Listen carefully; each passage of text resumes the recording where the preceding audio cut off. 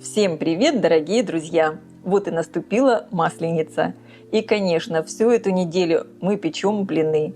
И я хочу предложить вашему вниманию 7 замечательных рецептов блинов. Сладких и несладких. Все блины получаются очень вкусные. Приготовьте по тем рецептам, которые вам больше понравились. И порадуйте своих родных и близких.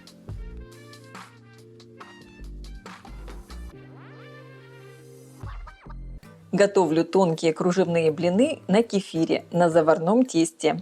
Они такие вкусные, очень нежные. Разбиваю в миску яйца, всыпаю сахар, соль, добавляю экстракт ванили. Перемешиваю. Добавляю кефир.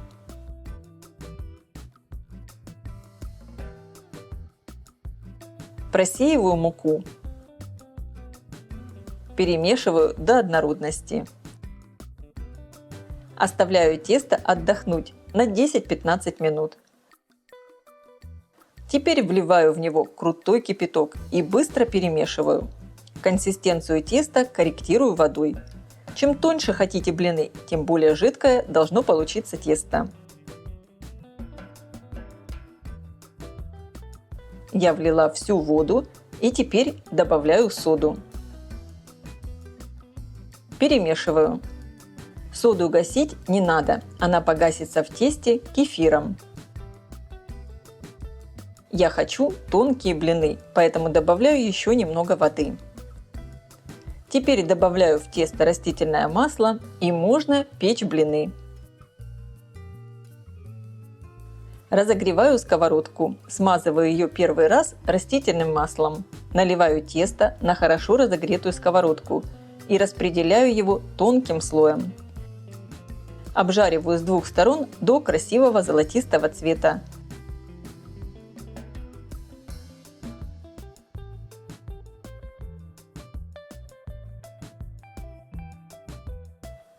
Готовый блинчик можно сверху смазать кусочком сливочного масла. Таким образом пеку все блины.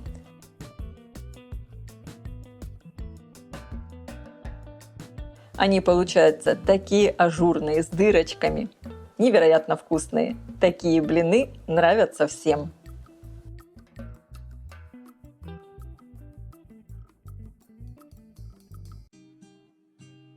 Готовлю солнечные блины с рисовой мукой, с припеком, с луком и капустой. Они такие нежные, ароматные, очень вкусные. В миске смешиваю сухие ингредиенты. Рисовую муку, куркуму, соль и немного сахара. В другую миску разбиваю яйца, разбалтываю их и вливаю молоко. Но не все, немного оставлю. Буду им корректировать консистенцию теста. Теперь в сухие ингредиенты вливаю жидкие и перемешиваю до однородности. Так очень легко замешивать тесто без комочков.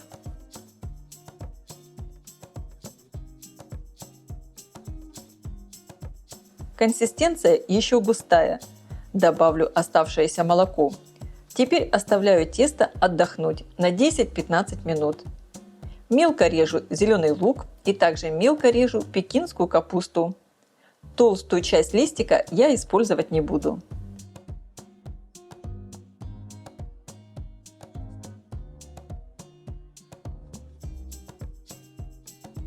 Добавляю лук и капусту в тесто, перемешиваю. Разогреваю сковородку и каждый раз перед выпечкой смазываю ее растительным маслом. Наливаю тесто на хорошо разогретую сковородку и распределяю тонким слоем. Перед тем, как наливать тесто, обязательно его перемешивайте. Пеку блин с двух сторон до золотистого цвета. Все как обычно. И таким образом пеку все блины.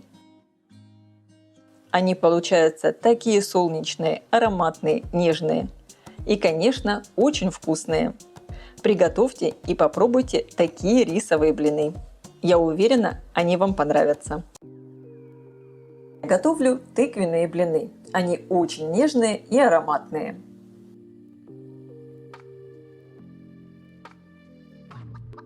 В сотейник выкладываю кусочки тыквы. Добавляю воду. и тушу на маленьком огне до мягкости, примерно 15 минут. Пюрирую тыкву при помощи блендера.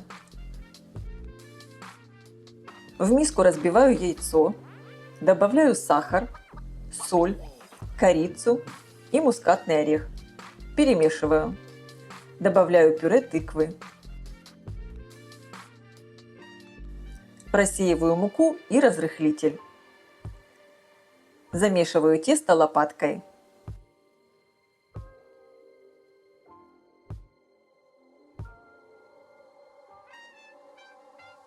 Постепенно вливаю молоко и перемешиваю все венчиком.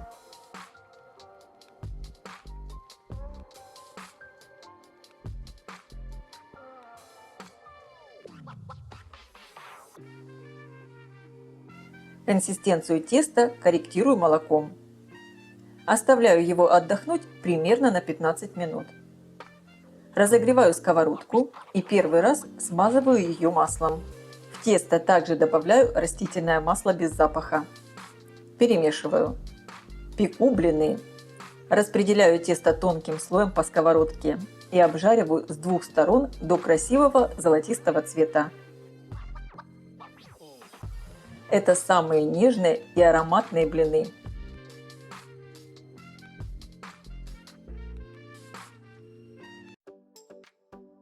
Хочу поделиться с вами рецептом вкусных тонких шоколадных блинов. Готовятся они быстро и просто, и у этих блинов изумительный шоколадный вкус. Смешиваю муку и какао. Просеиваю в миску.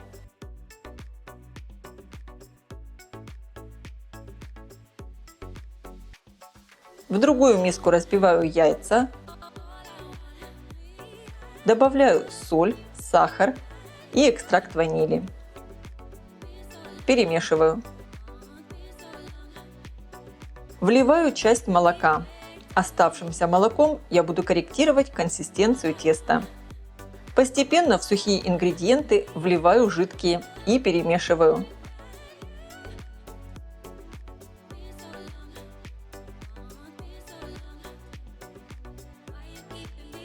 Получилось густое тесто, без комочков. И теперь в него вливаю оставшееся молоко.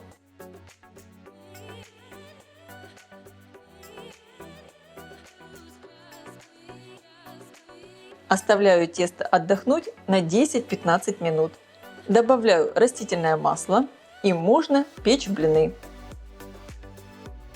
Разогреваю сковородку диаметр 20 см и первый раз смазываю ее растительным маслом. Перемешиваю тесто и наливаю на хорошо разогретую сковородку. Распределяю тонким слоем. И пеку блины, как обычно, до золотистого цвета с двух сторон. И таким образом выпекаю все. Они получаются очень красивые, такие шоколадные и, конечно, вкусные. Их можно подать с шоколадом, со сгущенкой или с начинкой. Особенно вкусно с ягодами и фруктами. Готовлю блины на творожном тесте. Блины получаются тонкие, очень нежные и эластичные. Можно их подавать с медом, со сметаной, с разными начинками. У меня с вареной сгущенкой. Это очень вкусно.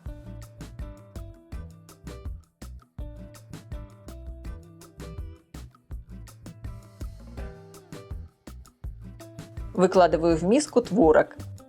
Добавляю соль, сахар, яйца и экстракт ванили. Всю массу пробиваю блендером до однородности. Просеиваю муку. Замешиваю густое тесто. И теперь постепенно вливаю теплое молоко.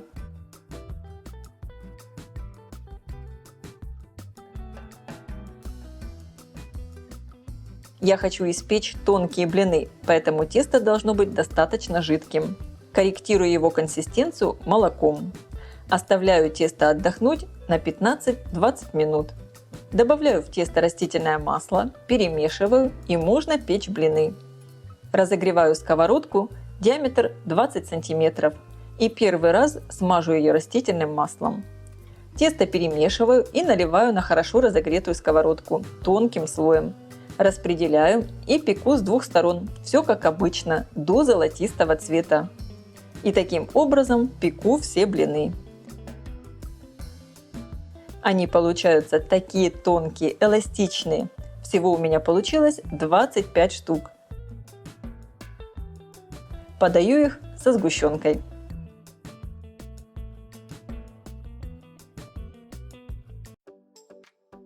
Готовлю невероятно нежные, тонкие картофельные блины.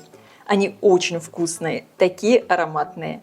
Готовятся проще простого и из самых доступных продуктов. Такие блины можно подать просто со сметаной или завернуть в них любую несладкую начинку.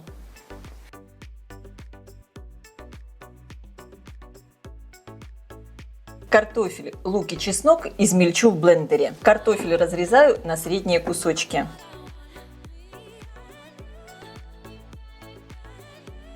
Также разрезаю лук, чеснок, у меня такой крупный зубчик. Вливаю в чашу блендера немного молока. Хорошо все измельчаю. Масса должна получиться максимально однородной.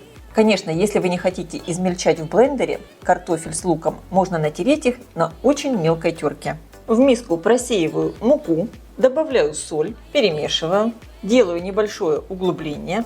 Добавляю яйца. Для рецепта я использую яйца среднего размера. Вес яйца со скорлупой примерно 62-65 граммов. Начинаю тесто замешивать венчиком. Постепенно я вливаю молоко.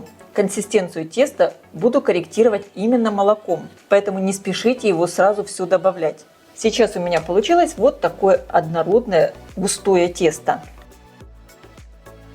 Добавляю в него измельченный картофель с луком. И теперь, уже исходя из того, какая консистенция теста получается, добавляю оставшееся молоко. Чем тоньше блинчики вы хотите сделать, тем более жидкое должно получиться тесто. Я вливаю все молоко. Посмотрите сейчас, какая консистенция теста.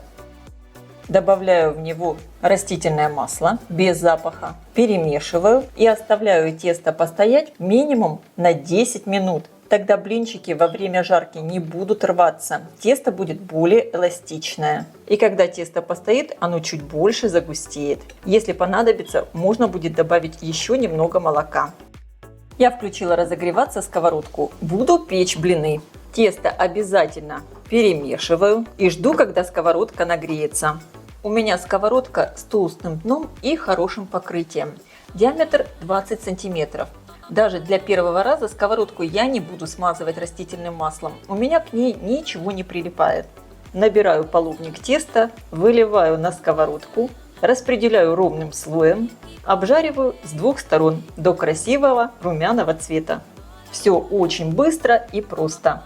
Эти картофельные блины по способу приготовления ничем не отличаются от обычных блинов.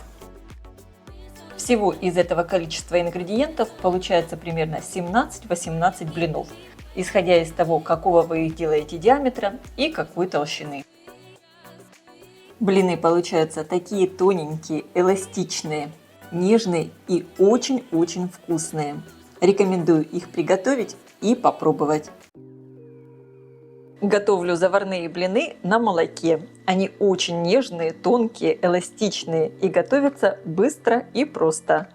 Такие блины можно подать с вареньем, с медом, со сметаной, либо приготовить их с начинкой.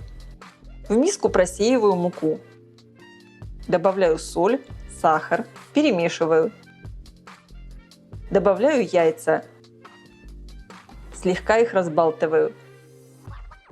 И постепенно вливаю молоко. Вот таким образом, замешивая тесто, оно получается без комочков.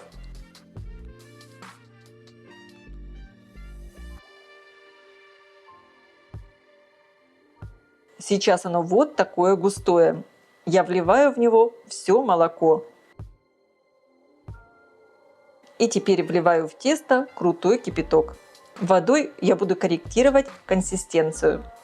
При добавлении кипятка в тесто блины получаются более эластичные и нежные. Я вливаю всю воду. Добавляю растительное масло. Тесто получается довольно жидкое, я хочу испечь тонкие блины. Оставляю его отдохнуть на 15-20 минут. Разогреваю сковородку, диаметр 22 см, и первый раз смазываю ее растительным маслом. Перемешиваю тесто и наливаю на хорошо разогретую сковородку. Распределяю тонким слоем. Пеку с двух сторон до золотистого цвета.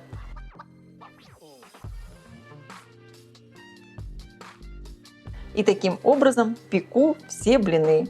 Это очень простой рецепт, а блины получаются такие вкусные, тонкие, эластичные. Друзья, я желаю всем веселой масленицы. Если вам понравилась эта подборка рецептов, ставьте лайки, пишите комментарии, делитесь этим видео с вашими друзьями в социальных сетях. И, конечно, подписывайтесь, кто еще не подписан, на мой канал Люда Easy Cook, чтобы не пропустить новые интересные рецепты.